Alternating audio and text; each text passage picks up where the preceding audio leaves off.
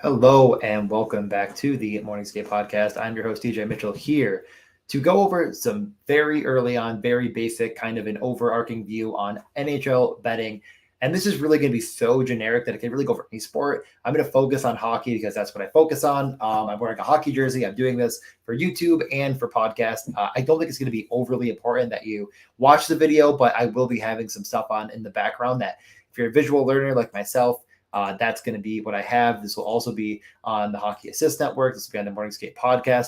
This will be on puckluck.com. This can be kind of everywhere. So puckluck.com is something you're going to want to check out. Get that saved in your favorites. You can sign up now. We're going to have a lot of stuff over there as well this year, at least myself. As far as hockey betting is concerned, follow the Morning Skate Podcast. Get in the Discord.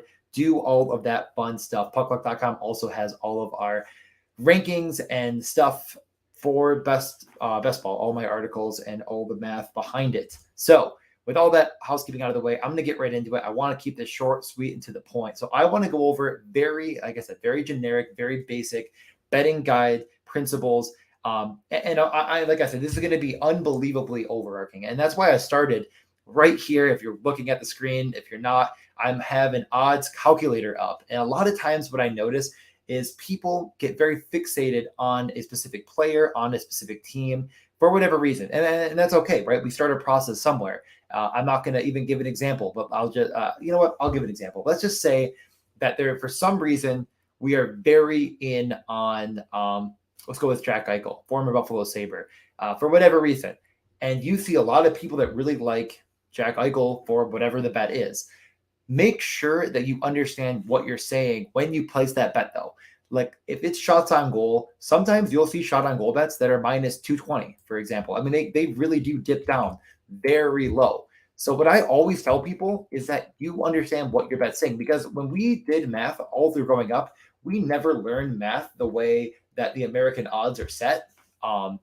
It's like you didn't go to school and they're like, all right, convert your fraction into your American sportsbook odds. Now we're going to take, your 5/11. What does that equal? Oh, minus 220. Perfect. Like that never happened. So our brains just don't naturally piece this together.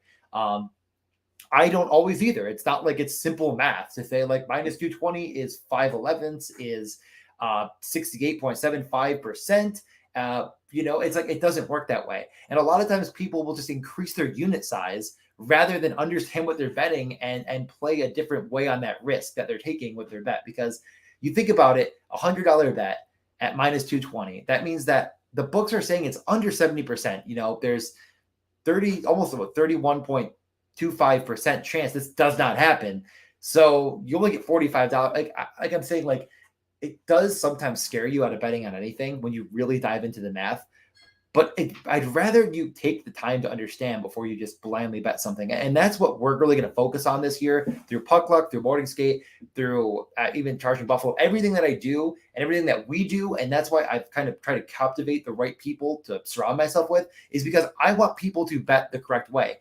If you are betting something, shot on goal, assist, anything you want to bet. I mean, first time goals, let's keep kind of the fun, crazy stuff out of the way here. But if you're betting those things, you need to have some math behind it. So if our implied odds that we have for our bet are different than the books, we are going to be betting the over and under depending on that, that variation between them. That's how smart bettors make money over time, is by having a very, over time, more sophisticated modeling tools that will give you these numbers. Once you have these numbers, and if you don't have these numbers at all, we're going to be trying to help you with that this season. I won't want to give too much away, but we should have tools to help you with this. And once you have the numbers and you understand, like, I think that a player X will have over 2.5 shots on goal, and I'm this confident, this percentage. Once you understand I'm this percentage confident, you compare it to the implied odds and you can see the difference. That's when you start to make smart bets, and you can actually beat the vig that Vegas is setting, because it's not like it's minus 220 or plus 220. It's not an even split. There's a in between where Vegas makes their money. Understanding this very general principle will make you a smarter bettor. It'll make you a bettor that plays the game better than the books. So understand what you're betting, understand how you are getting to these numbers is very important. It cannot completely be blind. If it's completely blind, I do not think you're going to be a profitable bettor over time. And, that's how these books get you. Let's say another example, you take this like massive parlay that's plus 10,000, or I don't even know what I think, 11,000, 110 to 1. Like, understand that you're saying that's less than 1% likely to happen. So you better be building a very interesting game script that's going to give you an option for that hitting over what the books are implying, and they're almost never going to. So I do think that just basically using an odds shark, an odds tool of your choice, is just going to make you a better in general for any sport you do. But hockey is where I think there's a bigger edge than most of the sports. So you might find more lines that you'll like, which is why a lot of bettors are just better at betting on hockey, because there's just more lines available that I think are just better than the books have. The next thing is, and this is really, really critical in every sport again, is understanding why a bet missed or why a bet hit.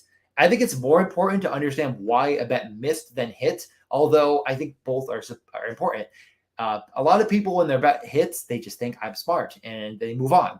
But maybe your bet should not have hit, and that will happen at times. So seeing why it hit and realizing that it should not have might make you not bet it again. Well, and now the lines are probably worse. Most of the time, let a player X hits his bet, the Vegas isn't going to make it easier now, unless if it's a crazy big disparity in matchup. But that aside, and that could also affect the bet in general anyways, and probably the modeling that goes into it. The point I'm making is that when you understand why a bet hit or did not hit, you will make a more informed decision next time, which really feeds into the final principle. And I want to keep this under 10 minutes, so I'm going to get you out of here. But that really feeds into being able to change your mind. And that might be the most important thing in general. And I mean, maybe even in life, I don't freaking know. But being able to change your mind is really important. I don't want to, if anyone's listening to this and you've made these tweets, that's okay, right? I'm not trying to say that this is a bad thing, but some people just take players and put them in like a burn book, and they take teams and they put them in their burn book and they never bet them again. And I just do not subscribe to that theory at all. Like, I would rather bet the team 10 times in a row to win a game that I think 10 times that I like them more than the odds. And if the odds are what I think they are, and my math is correct over 10 games, I hopefully will be profitable on those 10 games. I think that using betting as a vehicle for generational wealth is very, very, very difficult and probably takes a lot of money initially, or to build up over time, to make that happen. So if you don't have an absorbent amount of funds, saying that I'm going to become a millionaire overnight is nearly impossible. Even the best in the industry struggle to find a way to make that happen. So what I would say is, try to build that nest egg up by just making as many small, smart bets as possible, and being open to changing your mind as much as you can. Because if you fall in love with a specific player and you bet them over and over again, and it's just like, that will also not lead normally. I mean, unless if, again, like it might, but it might, like, understanding why it hit, understanding why it missed, understanding that not everything is linear, and understanding that all of the odds are telling a story. All that together is just going to make you a smarter or sophisticated bettor, really is the best way to put it. And once you have these tools kind of built up, it becomes very natural anyways. But if it isn't natural at first, that's kind of where I want to come in. I want to try to fill those gaps. That's going to be like the biggest thing I try to do this year, is take everything that I'm using, take everything that I have at our, well, not even just me, but like the team I'm working with at our disposal, and try to make sure that you guys have access to it in some capacity, and that you are making better decisions when you're betting. That's the reason why I post my bet slips and I show $25 bets all often. And I, a couple nights I'll make a couple $100. Some nights I'll lose 20, 30, $40. And over the course of the year, I come out incredibly profitable. Sometimes you hit those huge bets, sometimes you don't. You need to have a structure in place where you're protecting yourself, where you're using resources and using math and trying to become the best bettor possible over time. So again, very briefly, let me just break this down for you quickly. I want to get you out of here. And this will kind of be hopefully the clip I can use on, on Twitter. Most importantly, when you are betting, be open to changing your mind. Understand what you're betting before you click confirm that slip. Don't inherently think you understand what the odds are telling you. Double check. Type it into an odds calculator. Make sure that makes sense to you. And lastly, Don't have these biases. Really, like biasing might be, again, I didn't want to use too, cognitive biases and all these, textbook definition terms, but don't build up a bias against a player, against a team, against anything that you will not get over. And then, you might miss a bet that should have hit 9 out of 10 times. And then you don't bet it 9 out of 10 times going forward, and you miss it 9 out of 10 times because you built this negative animosity towards something that should never have happened. So try to understand why your bet didn't hit, understand why your bet hit, and move forward and hopefully become the best bettor possible. I'm going to get you out of here now. I hope this all made sense. I hope this was helpful.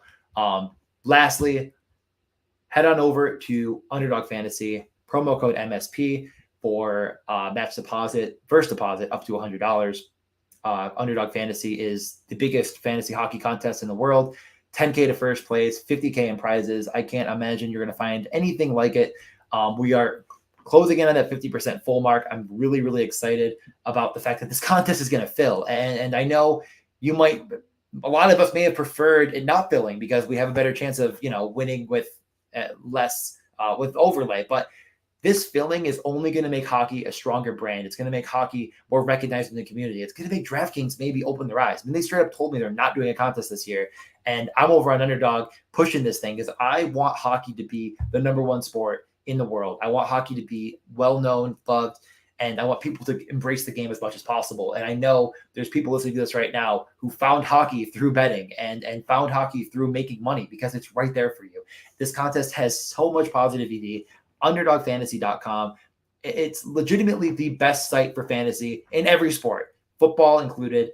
Check it out. If you have any questions, please DM me at DJ_Mitchell94 as you see on the screen. Or if you don't follow me, well, you should do that. We're also linking up now with 1 Week Season. I've been kind of active in their Discord as of late as well. So I'm hoping to also kind of feed some of my hockey stuff through there, as well as our Morning Skate Podcast Discord. Just try to get as many people involved with the brand as possible. But 1 Week Season, we're doing a promo code. MSP will give you $20 off your yearly subscription. I really think that they're my favorite. They're my favorite football source. Number one, their Discord has a very, very profitable props channel that I use. I don't post a ton of football props because I'm using a lot of theirs and I feel disingenuous being like, these are mine too. I mean, that's just obviously freaking terrible. So I don't do that. I think that their guys do an amazing job and they explain it a lot like I do. And once I heard people talking about odds the way I talk about odds, I wanted to get more involved. So yeah, I use their Discord channel for props. Very, very, very good. They also they have very extensive articles every week on the entire breakdown of the games. I go game by game. I read through the whole thing because I want to be the best football bettor possible. I think they do the best at informing you. And then from there, you can use your own stuff to then make the best decisions possible. I don't like someone just completely force feeding me stuff because, again, I think that I have at least somewhat of a brain for this stuff. So I try to use that as well. But for football, I think they're my favorite in the entire industry. I like to be informed and then make decisions rather than just let a computer make a decision completely for me, even though I am very analytically inclined overall with my betting. So with all that being said, went over on time for sure, but I really want to thank everyone for checking everything I do out. This year is going to be awesome. I'm telling you right now, we're going to have so much fun, good stuff coming to you guys. I'm super excited. We're getting closer and closer to hockey season, so I want to start getting some videos, getting some content out there. I'll be clipping some of this together. So podcast here, I'll clip some videos. I'm going to try to be a little bit more all-encompassing with your hockey coverage this year. Thank you again for listening. From Matt, from Doug, from myself, this is weird to say, I never close. Have a good beginning to the preseason hockey, everyone. And me and Matt will be talking to you very, very shortly. See ya.